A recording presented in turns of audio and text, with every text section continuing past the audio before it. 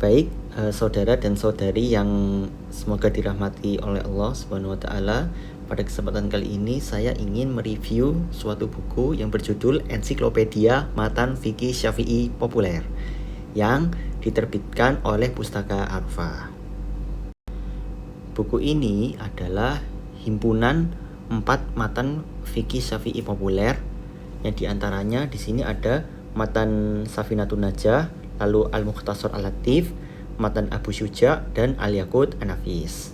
Nah, di sini mungkin kalian sudah tidak asing lagi dengan matan Safinatun Najah yang ditulis oleh Syekh Salim bin Sumer Al-Hadrami dan juga matan Abu Syuja yang ditulis oleh Abu Syuja Al-Asfahani.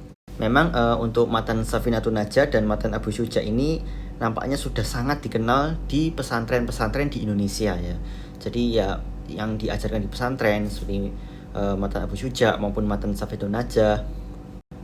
Bahkan teman saya yang dari perguruan tinggi yang di ITS juga jurusan informatika juga telah mempelajari matan Safinatun Najah. Jadi di sini tertulis ya, ini 4-in-1 rujukan santri dan pemula. Ini ada 4-in-1.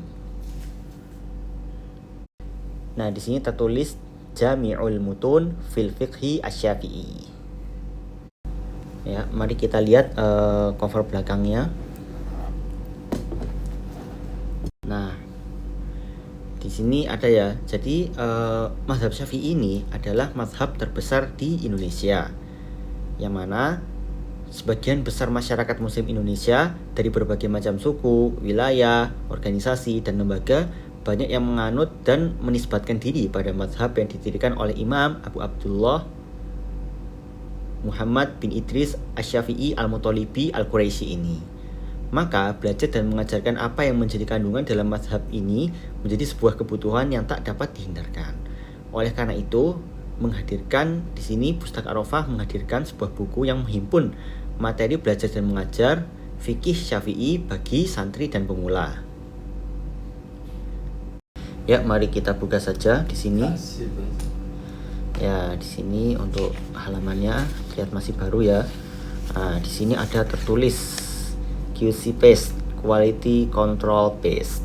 Nah, quality control paste.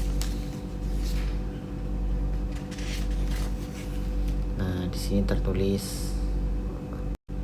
Nah, di sini ada pengantar ya. Jadi mempelajari ilmu fikih melalui fikih mazhab adalah cara paling mudah dalam mendalami ilmu fikih. Dan di Indonesia sendiri, fikih mazhab Syafi'i merupakan yang terbesar pengaruhnya dibandingkan mazhab yang lainnya. Boleh dibilang mazhab Syafi'i ini adalah mazhab terbesar di Indonesia. Masyarakat Muslim Indonesia dari berbagai macam suku, wilayah, organisasi, dan lembaga banyak yang menganut dan menisbatkan diri pada mazhab yang didirikan oleh Imam Abu Abdullah Muhammad bin Idris Asy-Syafi'i Al-Muttalibi Al-Quraisy ini. Oleh karena itu, ya tentu belajar dan mengajarkan fikih mazhab Syafi'i ini adalah kebutuhan yang penting ya. Lalu para ulama kita ini menganjurkan bagi para pemula agar tidak terburu-buru mempelajari kitab-kitab yang tebal. Nah, kalau kitab-kitab yang tebal di sini mungkin saya bisa menunjukkan ya. Nah, di sini ada kitab Mukhtasar Al-Muzani. Di sini ya cukup tebal juga. Jadi di sini kan disarankan itu mempelajari sebenarnya lewat matan terlebih dahulu, bukan langsung menuju kitab yang tebal seperti Al-Um. Tapi hendaknya mempelajari dulu kitab-kitab matan yang ringkas. Mengapa demikian? Tentu agar lebih memudahkan kita di dalam mempelajari fikih mazhab Syafi'i ini. Misalnya di sini mulai dari matan Safinatun Najah, Al-Mukhtasar Al-Latif, lalu ada matan Abu Syuja dan juga Al-Yaqut An-Nafis. Dan paling bagus jika mempelajarinya di hadapan guru yang menguasainya. Nah, setelah menguasai matan-matan ringkas tersebut, baru mempelajari kitab lanjutan yang merupakan syarah dari matan-matan itu. Semisal Nailur Roja atau Kasyifatus Saja yang merupakan penjelas dari matan Safinatun Najah. Atau bisa juga semisal Fathul Qorib, Al-Iqna dan Kifayatul Akhyar yang merupakan penjelasan dari kitab matan Abi Syuja. Dan untuk Fathul Qorib di sini saya sudah membelinya. Di sini Fathul Qorib ini adalah syarah matan At-Takrib atau matan Abu Syuja. Yang di sini penerbitnya Al-Qawam. Lalu di sini juga ada yaitu At-Tadzib yang ditulis oleh Dr. Mustafa Dib Al-Buwa. Di sini juga menjelaskan tentang matan Abu Syuja. Ini At-Tadzib fi Adilat matan Al-Ghayat wa At-Takrib.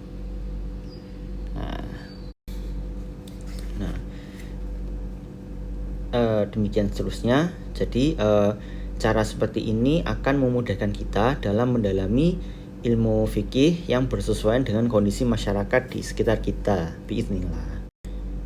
Dengan mempelajari fikih mazhab Syafi'i ini bukan berarti kita harus taklid buta.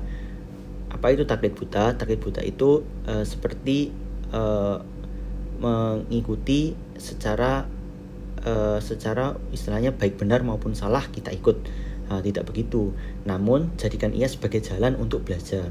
Syekhul Islam Ibnu Taimiyah mengatakan, adapun mewajibkan mengikuti seseorang dalam seluruh pendapatnya tanpa menyebutkan dalil mengenai kesahihan pendapatnya, ini adalah sesuatu yang tidak tepat, karena kedudukan seperti ini, yaitu diikuti dalam seluruh pendapatnya, hanya layak ditempati oleh Rasulullah SAW semata. Majmu' al-Fatawa.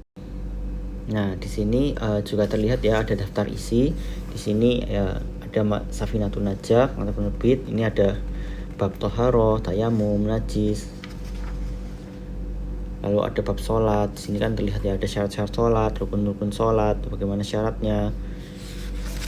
Jadi begini ya teman-teman, mungkin ada yang kadang itu kan ada yang belum tahu ya. Jadi itu sebelum sholat itu kita itu harus bersuci terlebih dahulu, yaitu misalkan mandi besar, wudu, setelah juga menilai najis. Setelah itu baru kita bisa melaksanakan sholat.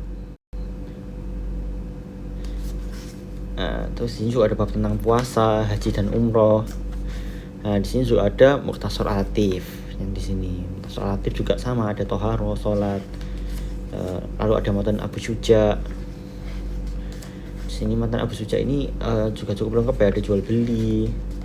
Di sini ada kitab faraid nikah. Ada pengadilan juga sampai ini ada Al-Yaqut An-Nafis. Juga mulai dari toharoh, wudu, sholat. Di sini Al-Yaqut An-Nafis juga ada jual belinya juga macam-macam ya. Ada ini tentang riba, tentang jual beli salam, qard. Ada sulh, hiwalah, doman, syarikah. Ini ada wakalah, ada ariyah, syuf'ah, kirot, musaqah, ijarah, wakaf, dan berbagai macam lainnya. Nah, di sini sudah mulai ya. Setelah daftar isi, di sini ada matan Safinatun Najah ya, yang memiliki judul asli Matan Safinah An-Najah Fima Yajibu ala al-Abdi li Maulah ala Mazhab al-Imam Asy-Syafi'i, yang ditulis oleh Syekh Salim bin Sumer Al-Hadrami. Nah, di sini ada pendahuluannya, ada penutup kitab. Lalu di sini ada matannya ya, ini matan kitabnya. Lalu di sini ada catatan agar kita dapat menulis.